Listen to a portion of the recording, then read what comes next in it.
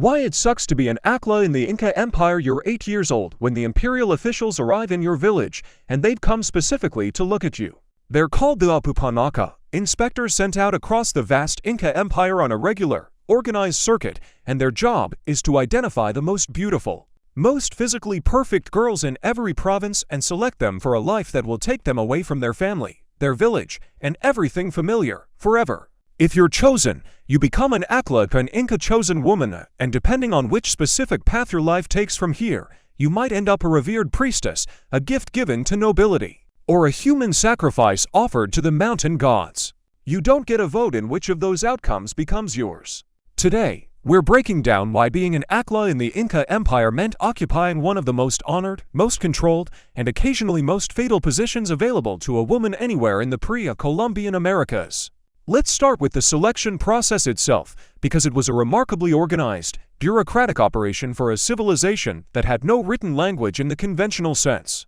The Inca Empire, known to its own people as Tawantinsuyu, stretched along the western spine of South America, eventually encompassing millions of subjects across a vast, ethnically diverse territory. To maintain religious, administrative, and social control across this enormous empire, Inca officials conducted a regular census and inspection of the population, and one specific function of this system was identifying girls, typically around age 8 to 10, who met the strict physical and social criteria for selection as Aclla. Selection criteria emphasized physical beauty and health, but also social standing. Girls from noble or otherwise prominent families were disproportionately likely to be selected, though the system also drew from ordinary commoner families across the empire's provinces, meaning no family, regardless of status, was entirely exempt from the possibility that imperial officials might select a daughter. Once chosen, a girl was removed from her family and taken to live in one of the empire's specialized Aclla houses, known as acllawasi, literally House of the Chosen Women. Large, walled residential and educational institutions found in major Inca cities, with the most important located in the imperial capital of Cusco itself. For the girl's family, having a daughter selected as Aclla carried genuine social prestige that was, in the empire's own framing, a great honor. And refusing the selection was not a realistic option available to ordinary Inca subjects living under centralized imperial authority. Whatever your family privately felt about losing a young daughter to a state institution she would likely never leave, the decision itself belonged entirely to the empire. Once inside the acllawasi, a young Aclla entered a highly structured, cloistered existence overseen by senior women called mamacona, who functioned as supervisors, teachers, and disciplinarians for the younger girls in their charge. Training inside the acllawasi was intensive and specific. Girls learned to weave extraordinarily fine textiles, a kumbi cloth, among the most valuable and labor-intensive luxury goods in the entire Inca economy, used for religious offerings, elite clothing, and diplomatic gifts.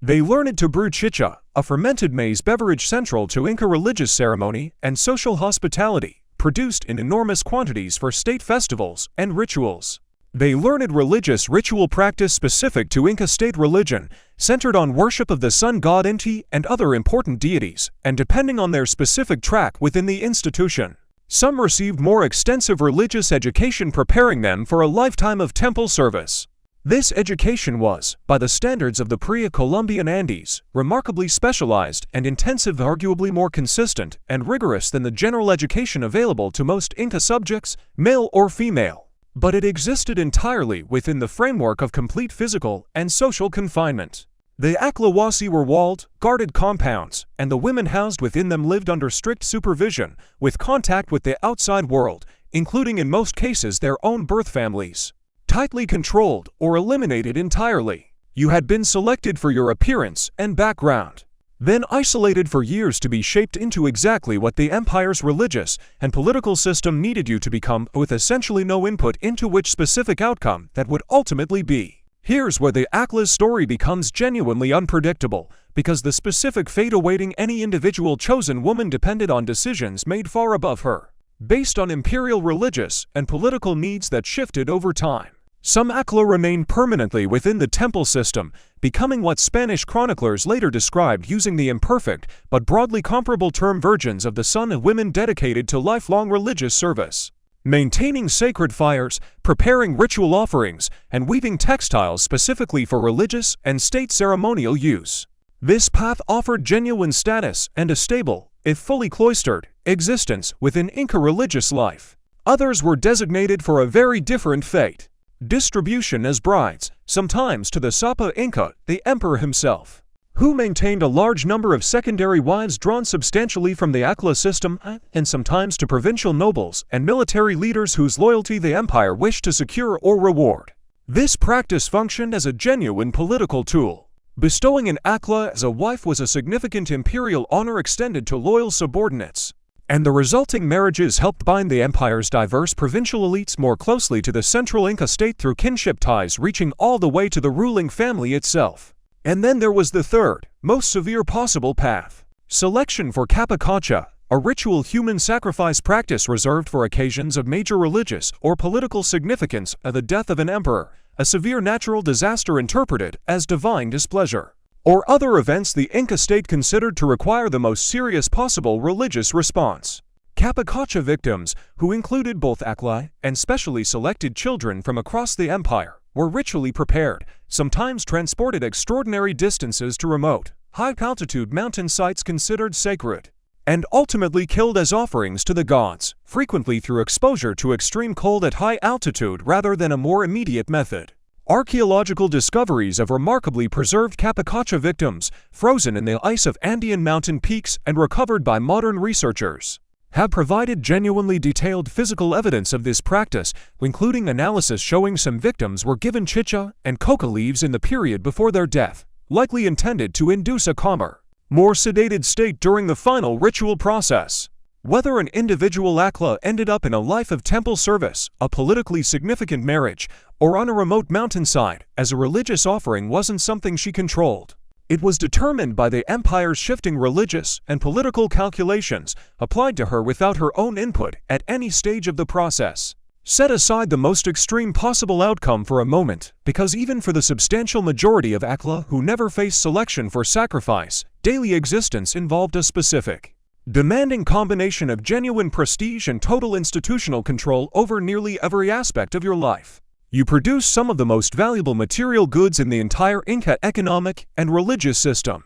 Yet you didn't control the distribution or use of what you made. A combi cloth you wove might be burned as a religious offering, given as a diplomatic gift to a foreign ruler, or used to clothe the emperor himself. Decisions made entirely by religious and political officials above you. You maintained sacred fires and prepared ceremonial offerings central to state religion, occupying a position of genuine spiritual significance within Inca cosmology, while having essentially no independent religious authority of your own comparable to a male priest's formal position within the same system. Your body itself remained, throughout your life within the acllawasi, fundamentally at the disposal of imperial decision-making. Whether you would live out your years in religious service, be given in marriage to cement a political alliance you had no part in negotiating, or be selected for a sacrificial rite that would end your life at high altitude in the Andes, remained entirely outside your own control, determined by officials responding to the empire's shifting religious and political needs rather than anything resembling your personal wishes.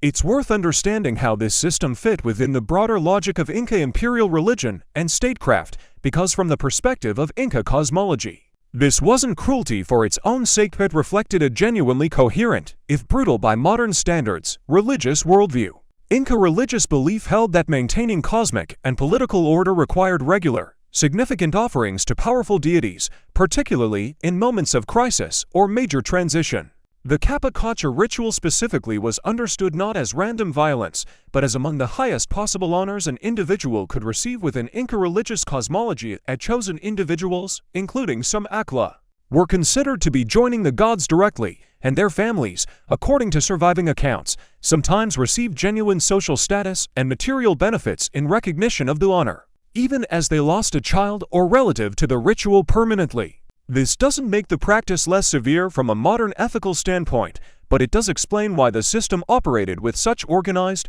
institutional confidence rather than as some kind of shameful, hidden practice. The entire Aclla system, including its most severe possible outcome, was fully integrated into the formal machinery of Inca statecraft, administered by the same organized bureaucracy that managed roads, granaries, census records, and every other major function of one of the largest and most sophisticated pre-industrial empires in world history. And yet, despite the severity built into parts of this system, Aclla, who avoided selection for sacrifice and who weren't given away in marriage, occupied a genuinely significant, respected institutional position within Inca society, but one that gave women a formal, organized religious and economic role rivaling or exceeding what was available to women in many other pre-modern societies around the world during the same general historical period. Senior Aclla and Mama Kona held real institutional authority within the acllawasi system, training successive generations of younger women, managing significant economic production,